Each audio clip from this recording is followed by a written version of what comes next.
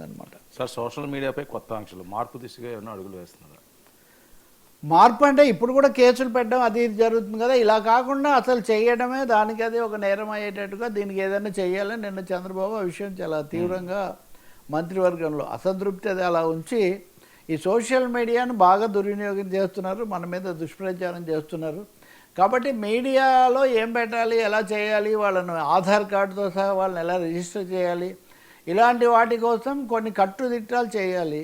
ఈ కట్టుదిట్టాలు చేయడం కోసం ఒక కమిటీ, ఒక మంత్రివర్గ ఉపసంఘాన్ని కూడా ఏర్పాటు చేశారు. దాంట్లో హోంమంత్రి అనిత, తర్వాత నాదెండ్ల మనోహర్, మంత్రి పార్థసారథి, అనగాని సత్యప్రసాద్ ఇంకో మంత్రి, వీళ్ళందరూ దాంట్లో సభ్యులుగా ఉన్నారు. వీళ్ళు వివిధ రాష్ట్రాల్లో ఉన్నవి, తర్వాత చట్టబద్ధమైన అంశాలు చేసి సోషల్ మీడియాలో ఏదైనా నెగిటివ్గా వస్తే, లేదా ఆధారాలు లేకుండా వస్తే, లేదా అలా వీళ్ళు భావిస్తే వాళ్ళ మీద వెంటనే చర్య తీసుకోవాలి. అంటే బహుశా అరెస్ట్ చేయటం, నోటీసులు ఇవ్వటం, ఈ ప్రాసెస్ను కొంచెం తగ్గించేసి ఉన్న ఫలానా చర్య తీసుకునేటటువంటి దిశలో నడుస్తున్నారు, కట్టుదిట్టం చేస్తారు.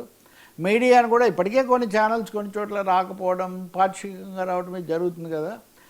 వాస్తవంగా చెప్పాలంటే ఇప్పుడు వీళ్ళకి సంబంధించిన తెలుగుదేశం సోషల్ మీడియాలో ఒక వార్త నడుస్తుంది, ఇదిగో సాక్షిలో పలానా యాంకర్ కనిపించట్లేదు, అతను ఉన్న పలానా అజ్ఞాతంలోకి వెళ్ళిపోయాడు అనే పద్ధతిలో నిన్న 2 కేసులు పడ్డాయండి. కేసులు అవి సాక్షి పత్రిక మీద, సాక్షి ఎడిటర్ మీద, ఇప్పటికీ ఛానల్ మీద కూడా జనసేన నుంచి, జనసేన ఏదో రూములు ఎక్కడ ఉన్నాయి, ఏ రూమ్లో ఎవరు ఉంటారు ఏదని చెప్పి ఒక రిపోర్టర్ ఏదో చేస్తే వెంటనే నేను ఎఫ్ఐఆర్ కూడా ఫైల్ చేశారు. అదే టీవీ ఛానల్ ఆ యాంకర్ రావట్లేదని ఆ స్టోరీ, మరి ఎవరు అజ్ఞాతంలోకి ఎలా జరిగింది మనకు.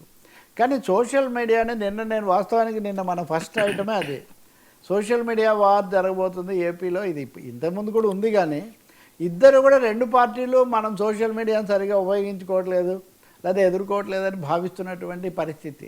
నిజానికి నిజాలు ఉన్నట్టుగా చెప్పి ప్రజలు ఆ కోణాలు ఉంటే ఇది సమస్యలు రావు.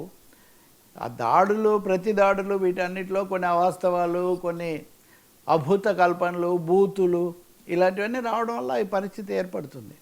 ఒకటి, ఏం చట్టం తెచ్చినా చంద్రబాబు కూడా అన్నాడని చెప్తున్నారు, భావ ప్రకటన స్వేచ్ఛ ఉండాలి కానీ అది శృతి మించకూడదని. సో శృతి గతి ఏది అన్నది ఎవరి చూపు లేదా ఎవరి విధానం వాళ్ళని బట్టి ఉంటుంది. న్యాయ సూత్రాలు కొన్ని ఉన్నాయి, ఐటీ చట్టాలు, మీడియా చట్టాలు కూడా ఉన్నాయి. ఆ పరిధిలోనే ఈ సోషల్ మీడియా చట్టం వీళ్ళు తెచ్చినా కానీ అది ఉండాల్సిందే తప్ప అంతకు మించి అసలు సోషల్ మీడియా అనేదో నియంత్రణ చేయటం అయితే అది సాధ్యం కాదు. గత ప్రభుత్వం ఉన్నప్పుడు వీళ్ళు కూడా దాని మీదే ప్రధానంగా ఆధారపడ్డారు.